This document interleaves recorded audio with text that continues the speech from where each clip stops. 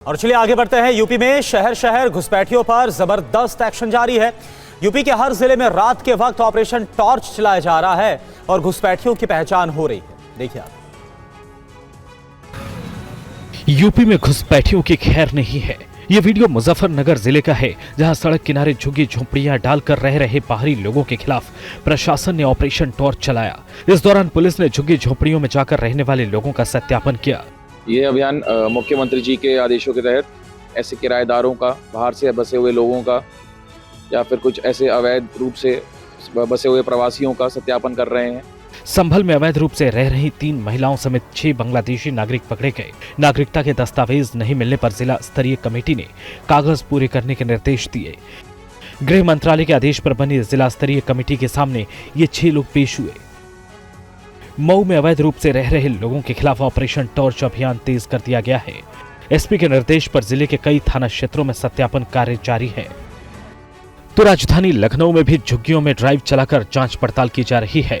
हालांकि हर जगह झुग्गियों में बाहर राज्य के रहने वाले संदिग्धों के बीच एक कॉमन पैटर्न देखा जा रहा है। इनमें हर कोई खुद को असम का नागरिक बताता है। और यूपी में पुलिस झुग्गियों की खाक छान रही है, घुसपैठियों की तलाश कर रही है। लखनऊ में लव कुश नगर में भी दस्तावेजों की जांच चल रही है। अभिजीत ठाकुर की यहीं से एक ग्राउंड रिपोर्ट आपको दिखाते हैं। इस वक्त हम लखनऊ में लव कुश नगर में मौजूद हैं और यहाँ पर भी इस तरह की झुग्गी कॉलोनियाँ हैं। आपको हम तस्वीरें जो ये दिखा रहे हैं, ये झुग्गियाँ बसी हुई हैं कई 100 मीटर एरिया में, यहाँ पर नजरुल की ज़मीन पर, और काफ़ी समय से लोग यहाँ पर रह रहे हैं। इसी तरह की झुग्गियों में पुलिस यहाँ पर पहुँचती है और यहाँ रहने वाले लोगों से डॉक्यूमेंट्स मांगती है, उनके पहचान पत्र मांगती है, ताकि इस बात की पुष्टि हो सके कि कौन इसमें रहने वाले भारतीय लोग हैं और कौन गलत तरीके से, अवैध तरीके से विदेशों से आए हुए बांग्लादेशी हो सकते हैं या रोहिंग्या हो सकते हैं। उनकी तलाश में पुलिस जो है वो एक गहन अभियान चला रही है। लेकिन ये कितना मुश्किल टास्क है, इसको आप देख सकते हैं कि दिन के समय, सुबह के समय जब आप यहाँ पर पहुँचेंगे तो आपको ज़्यादातर सन्नाटा दिखाई देगा। सामने देखिए तस्वीरें, यहाँ पर झुग्गियाँ हैं, आपको यहाँ पर कूड़े का ढेर भी दिखाई देगा और तमाम चीज़ें आप देखिए कि रिक्शा, स्कूटर, तमाम चीज़ें हैं। लेकिन ये घर जो है ज़्यादातर आपको खाली दिखाई देंगे। यहाँ पर देखिए कि ये एक झुग्गी है और इसमें यहाँ पर ये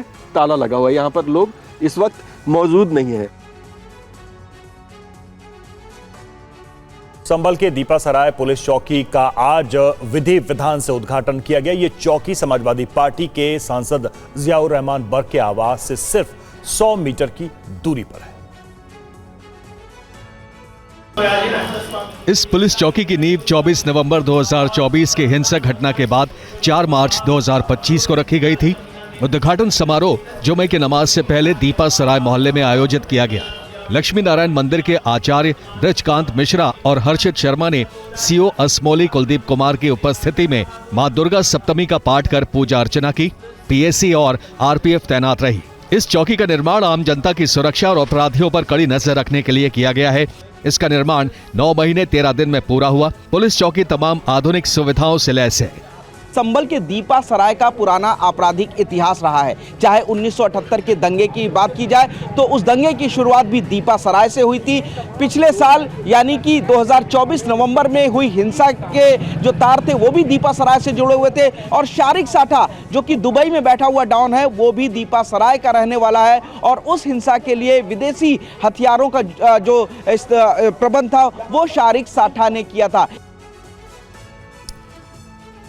आगे बढ़ते हैं। कोडीन युक्त कफ सिरप तस्करी के सिंडिकेट मामले की तफ्तीश में एक बड़ा पर्दाफाश हुआ है।